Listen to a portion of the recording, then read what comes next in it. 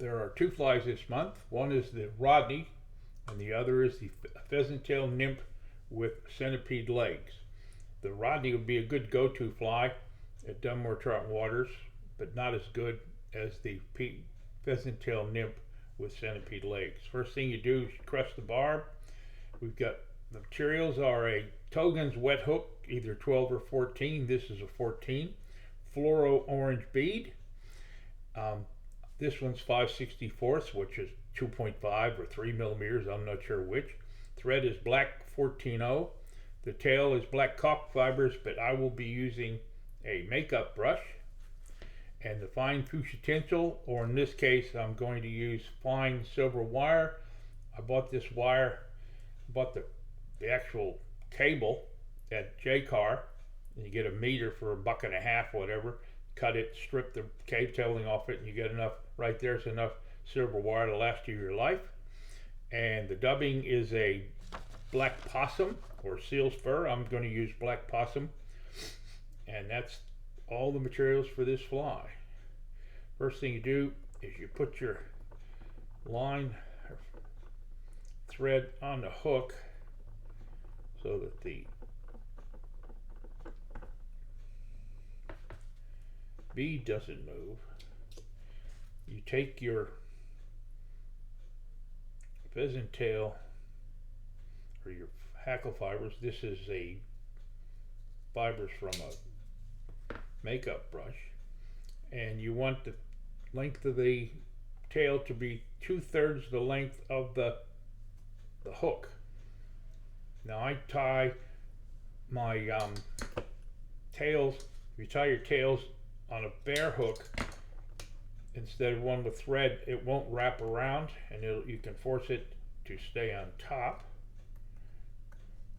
And depending upon the material you use, it's always a good idea to go under it, which will keep you from getting what they call tail wrap, where it wraps around your hook. Next thing you do is you tie in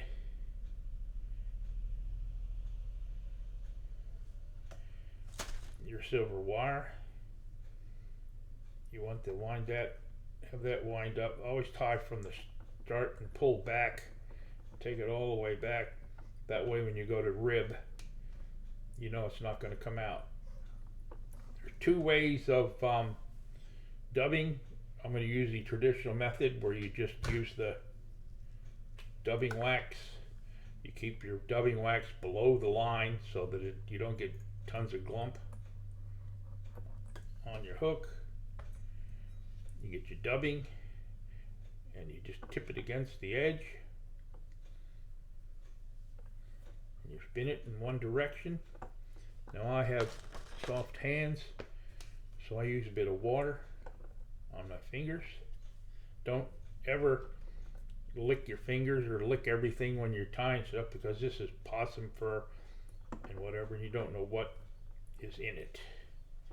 Okay, well, as soon as I get that, I want to wrap a ice cream cone body so that it's tapered and it comes up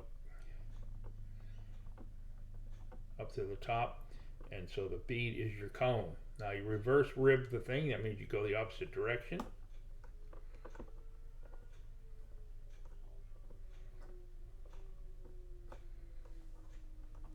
Tie it off.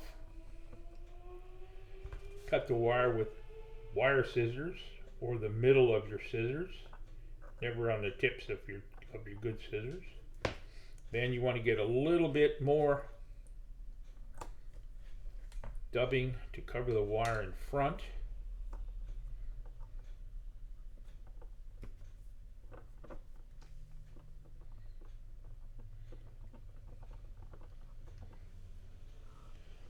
Get your half hitch tool, down and over, create a right triangle, 3-turn whip finish, down, over, create a right triangle,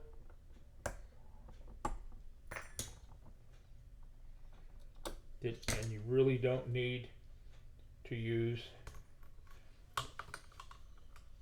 any glue or whatever on that. Now I use when I use this at Dunmore, I use the floating line with a non-dress braided leader and about 5 to 6 feet of fluoro tippet. And the idea being is that the floating line keeps your braided leader from sinking too far, and then the tippet on the end doesn't sink, and so your fly is not on the bottom. And when you bring it along, you're pulling your fly along, and it brings the leader up, and your fly drifts along the body. And that's what caught most of my fish on one of these, and also a pheasant tail nymph.